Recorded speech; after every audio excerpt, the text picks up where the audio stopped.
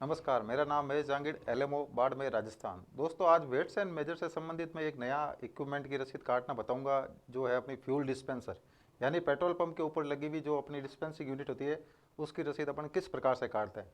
यदि आपने मेरे पूर्व के वीडियो को सब्सक्राइब नहीं किया तो सब्सक्राइब कर लें, जिससे तुरंत आपको नया जो भी वीडियो होगा आपको तुरंत पहुँच जाएगा।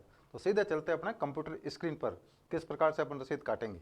सबसे पहले आप गूगल में जाएंगे, एसएसओ सर्च करेंगे, यानी Rajasthan single sign on. Rajasthan सरकार के ज़्यादातर विभाग के कार्य एसएसओ के द्वारा ही संपन्न होते हैं।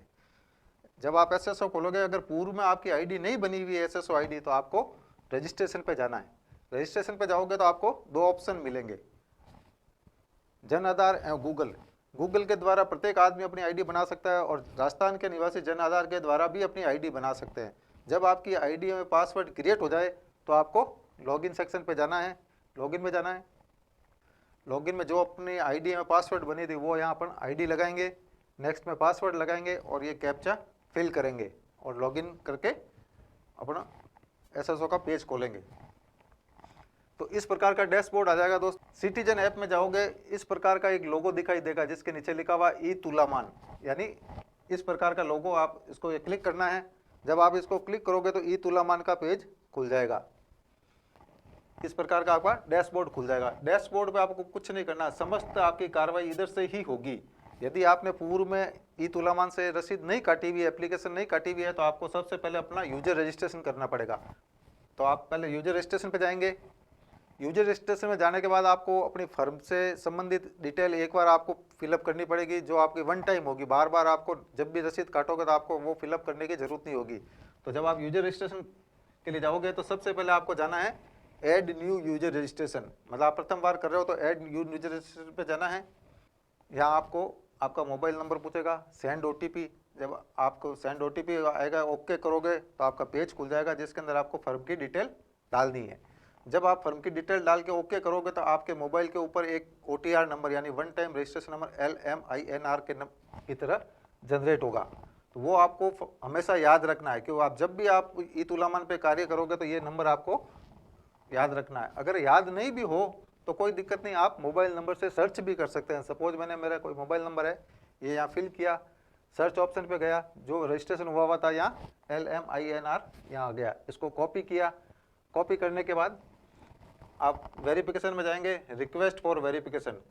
इस पे जाने के बाद दो ऑप्शन आएंगे, ओरिजिनल ऑब्लिक रीवेरिफिकेशन। अगर आप प्रथम बार आप इस आईडी से रसीद काट रहे हैं तो आप ओरिजिनल में जाओगे, और एक बार इस आईडी से रसीद कटने के बाद नेक्स्ट टाइम कभी रसीद काटोगे तो रीवेरिफिकेशन में आपको जाना है।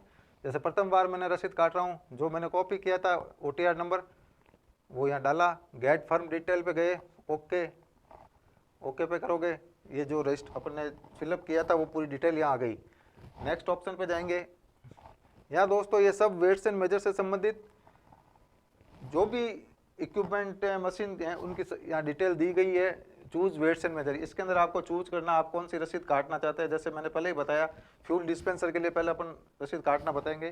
तो यहाँ ये ऑप्शन दिया गया है फ्यूल डिस्पेंसर। फ्यूल डिस्पेंसर पे क्लिक किया, नेक्स्ट पे गए, जो डिटेल अपन ने भरी थी वो यहाँ आ गई। अब आपको यहाँ मशीन की डिटेल आपको भरनी है। नेम ऑफ फ्यूल स्टेशन तो आपने पूर्व में भर दिया, ये आ गया यहाँ पे। Name of oil company, oil company आपकी कौन सी है, जैसे IOCL है, BPCL है, HPCL है, जो भी आप यहाँ डाल दोगे। सपोज मैंने कहा IOCL की पंप पे अपना IOCL ऑथराइज कॉन्टैक्ट पर्सन का नाम आ गया, मोबाइल नंबर आ गए। डिस्पेंसर टाइप सिंगल है, ड्यूल है, MPD है या QPD है। सपोज मैं ड्यूल पे जाता हूँ, यानी दो नोजल की मशीन पे। मशीन का मेक कौन सा है, मिडको है, गिलबार्गो है, जो भी है आप यहाँ, जैसे सपोज मैंने मिडको यहाँ सेलेक्ट किया तो मिडको सेलेक्ट कर दिया। नंबर डिस्पेंसिंग पंप्स नोजल्स, कितने नोजल्स का, और ड्यूल के लिए तो दो नोजल्स का, तो मैंने यहाँ दो डाल दिया। नंबर ऑफ टोटलाइजिंग काउंटर आप खाली छोड़ दें। मशीन सीरियल नंबर, हर मशीन के ऊपर साइड में एक स्टील की प्लेट लगी रहती है जिसके ऊपर मशीन के समस्त स्पेसिफिकेशन दिए हुए होते हैं। उसके सीरियल नंबर है, मॉडल अप्रूवल नंबर इत्यादि, MMQ है, फ्यूल कैपेसिटी सब दी हुई होती है। वहाँ से देख के आप सीरियल नंबर यहाँ डालेंगे। सपोज मैंने माना ये मेरे मशीन के सीरियल नंबर है, यहाँ डाल दिया। नेक्स्ट आएगा मशीन मॉडल अप्रूवल नंबर। यहाँ विशेष ध्यान देने योग्य बात है, यूजर यहाँ ज़्यादातर मॉडल नंबर भरते थे, जबकि मॉडल नंबर और मॉडल अप्रूवल नंबर अलग होते हैं। मॉडल अप्रूवल नंबर हमेशा IND फॉर्मेट से ही चालू होंगे, इस प्रकार से ये ध्यान रखना। तो ये मैंने वहाँ से देख के यहाँ फिलअप कर दिया। फ्यूल कैपेसिटी वहाँ देख लोगे, MMQ यानी मिनिमम मेजर्ड क्वांटिटी या तो 2 होगी या 5 होगी। मैंने 2 पे क्लिक किया। मैन्युफैक्चरिंग के ईयर 2022, फिटर रिपेयर यानी कौन सा इंजीनियर वेरिफिकेशन कैलिब्रेशन के लिए आएगा उसका नाम यहाँ डालना है। ये 3000 का पेमेंट आ गया, 2 नोजल का, यानी 1500 रुपये पर नोजल के हिसाब से 2 नोजल के 3000 रुपये या आ गए।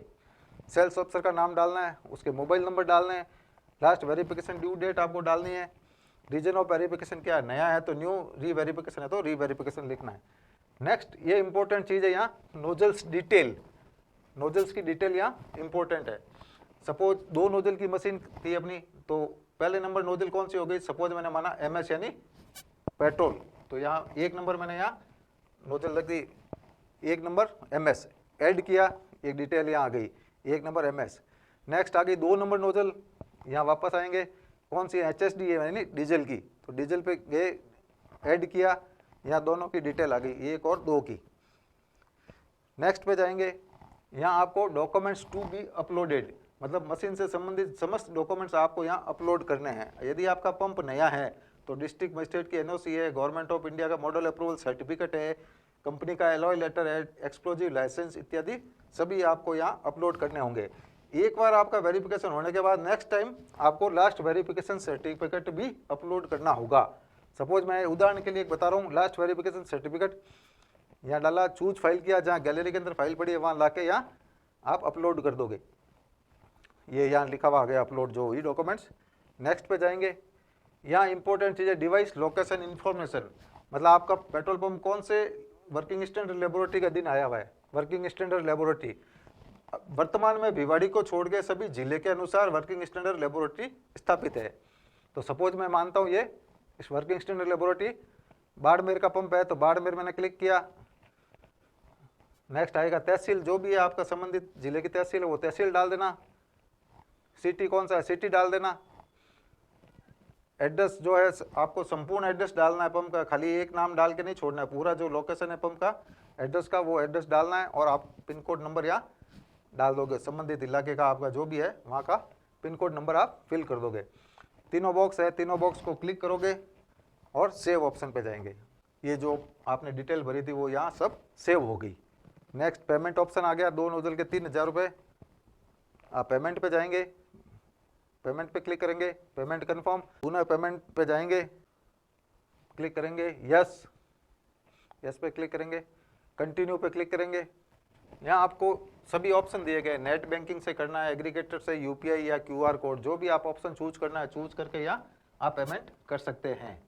दोस्तों जब आपकी पेमेंट कट जाएगा तो जो रसीद है आपकी वो संबंधित अधिकारी के एंड पे जाती है। संबंधित अधिकारी उस रसीद को चेक करेंगे, यदि उस रसीद के अंदर आपने कोई डॉक्यूमेंट्स गलत अपलोड किया है या डिटेल गलत भरी है तो आपको पुनः वो रिवर्ट करेंगे आपको, तो आपको 15 दिवस के अंदर वो वापस सही करके अधिकारी के एंड पे वो रसीद भेजनी होगी।